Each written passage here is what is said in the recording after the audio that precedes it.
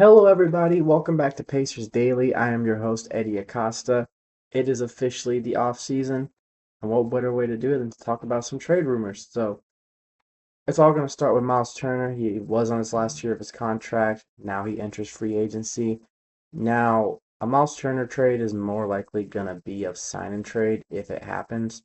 Um, I'm putting him right now as the number one trade option just because yeah, he has some good value. He still has a bunch of good years left in him. He's been in the league for 10 years. Only one of the only two players in that 2015 draft to still be with the team that drafted him and Devin Booker. Um, but Turner played his best year regular season wise. He was very good in the playoffs. Kind of slowed down a little bit in the finals, had some pretty bad games. His most recent game, game seven, was a 4-point game. He had another 3-point game, but it was just not necessarily the things to expect from Turner. Now, all besides the point, Turner is a great defender. He's a great shot blocker. He doesn't get out to the perimeter as much, so he's more of a paint protector. But and he holds the franchise record for most playoff blocks for the Pacers. He's one of the greatest Pacers of all time. Even though he's never been an All-Star game, never been All-NBA team or anything, but he has led the league in blocks. He has been a staple of our franchise. He has made an NBA Finals now. So it'd be sad to let him go, but putting Myles Turner in a trade for a big star, either like a Lauri Markkanen or a Jaren Jackson Jr., because I know the Grizzlies came out and said that they didn't want to trade Jackson or Morant, but trading Desmond Bane kind of puts you a little bit closer to a rebuild rather than actually building a championship team. So it's kind of an interesting one to look at if Myles Turner gets traded. I am a little more certain that Matherin could be actually the player that goes. Not because of anything bad, but just because Matherin has that potential to be a starter. And the only way he's going to start for the Pacers in 2025 to 2026, knowing that Tyrese is going to be out. But it's also going to be if there's no other moves made. Because Matherin will slide into the starting lineup as the number two. Nembhard would go to number one. And Neesmith would stay at small forward. But Matherin is very good off the bench, one of the best bench scorers in the league. But he's a starting caliber player, and he's going to want to be in a more permanent role going forward. And you could see Matherin in a trade for someone like Cam Johnson. The Nets would put him in the starting lineup right away. Or you can even see a crazy splash of him going to maybe just out there, the Phoenix Suns, some trade for someone like Jalen Green or just something crazy like that. I know Green could get rerouted from Phoenix. That's a little bit more of a stab in the dark. But there's a lot of players on the trade block. Cam Johnson is the number one player on that trade block. A lot of other players that the Pacers could look for. So, but Matherin has good value. He had his moments where he didn't look too good in the playoffs, but he is a young player. He is only 22, about to be 23 years old. He is 23 now, turned 23 during the finals. And he's got a heck of a future, very high potential, and he's just someone that you can plug him in whenever he can give you a good game. He can drop 30, 40 whenever he really wants to. You just got to work on his efficiency and his consistency a little bit more. This is another one that I think could be more of an actual trade rather than like a rumor. Um, Darius Walker was supposed to step up in his second year. Unfortunately, his he was in and out during the first pretty much all season. He was in the rotation, but not like not like a TJ McConnell, Ben Mather, and Obi Toppin level rotation player, or even Ben Shephard.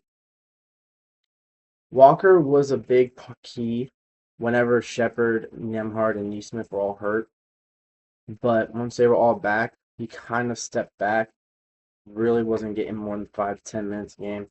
He had some good games, some very good games. He had that very efficient 17-point game in the middle of the season where he just was shooting from everywhere and was just going in. He is a good player. He's very young, 21 years old, but he just hasn't really fit the system just yet. He's a ball dominant small forward, which you don't really see too much of in the NBA, but he's also a little bit of an inconsistent shooter and a little bit of an inconsistent defender as well. He has his games where he's a very good defender. Don't get me wrong, Walker has very good potential, and I would like to see him develop with the Pacers. But the problem is with Isaiah Jackson coming back next year and just the roster we have, Walker could really just completely fall out of the rotation once again if he doesn't develop during the offseason. So Walker's a big name to really look at when it comes to getting traded. But the last guy I'm talking about, I doubt Shepherd is going to go anywhere. I think Shepherd has a spot on the team. But the only reason I'm going with him rather than Obi Toppin is because I think the Pacers would rather keep someone like Obi, who is pretty much their sixth man. Between him and McConnell is pretty much the sixth man. But Shepard's a good player. Didn't really show up to game 7, unfortunately, but he is a good player, a very good defender. Young guy, only his second year. It was only his second year in the league this year. But he's someone that isn't going to be the front show of a trade. He's going to be more of a throw-in piece. So if the Pacers decide to go big for Jaren Jackson, if Myles Turner's like involved in the trade, they'll probably throw in someone like Shepherd or even Walker. But Shepherd's more of a throw-in piece. I don't think any team is really going to go out of their way to trade for Shepherd, and if they did, I don't think the Pacers are really going to accept anything less than his full value, which at the moment is decently high, just because he's a good 3-and-D player. He can hit threes from anywhere, and he's a very good defender. He was probably the second best defender on Shea in the finals behind Nemhard. But yeah, Shepherd is more of a little bit of a throwing piece. Now I think the Pacers did want to. They can get some picks and some assets from a non-contending team, or they could sneakily get something out of a contender that would want a 3-and-D player off the bench like Shepherd. He is one of the best 3-and-D players off the bench. So Shepherd kind of just gets in there for really throwing purposes. I think he would be the first full-on rotation player that would get thrown into a trade and a team would accept because everyone would need a player like Shepherd. And just a few other players that could be on the block. Last year, Obi Toppin was on the block, same as this year. But when Obi signed that deal, everyone thought that it could have been a potential trade deadline trade involving him. Obviously, it didn't happen. He played his heart out this year. One of our best players in the playoffs. I don't see him getting traded, but he could also be kind of a Shepherd. If we go for a really big player, Toppin would most likely be involved in that trade for salary purposes. McConnell, in my opinion, McConnell should be untouchable. Siakam should be untouchable. Same with Nemhard and Neesmith. We need our 2 defensive anchors. But outside of them, you could try to develop Furphy. Furphy is a very good player. I would keep him untouchable for now, unless there's a big trade and you need to throw him in. But don't really listen up to him. He is a good young player. He could develop into something. And then players like Isaiah Jackson, Thomas Bryant, good players, but for the right price, could also be on the block. There's going to be a lot going on. There's going to be a lot of episodes that I'm talking about different players. This episode was more of like, who do I believe that the Pacers would trade? I'm going to make the next episode about who the Pacers could trade for. And I've talked about a few players in this episode that I think the Pacers could trade for, but there's going to be a few more. I'm going to go later and mess around with Trade Finder just to kind of see what kind of deals could really be made. But we all saw the deals that have gone down over the last few days. Porzingis was traded to the Atlanta Hawks for Georges Niang, second-round pick. Terrence Mann and the first-round pick goes to Brooklyn. We saw Drew Holiday for Anthony Simons, and we also saw the Kevin Durant for Jalen Green and Dylan Brooks trade. Obviously, as soon as the offseason started, before the finals and everything, Desmond Bane was traded to Orlando for Cole Anthony and Contavious Caldwell-Pope. So that has already been a pretty active offseason.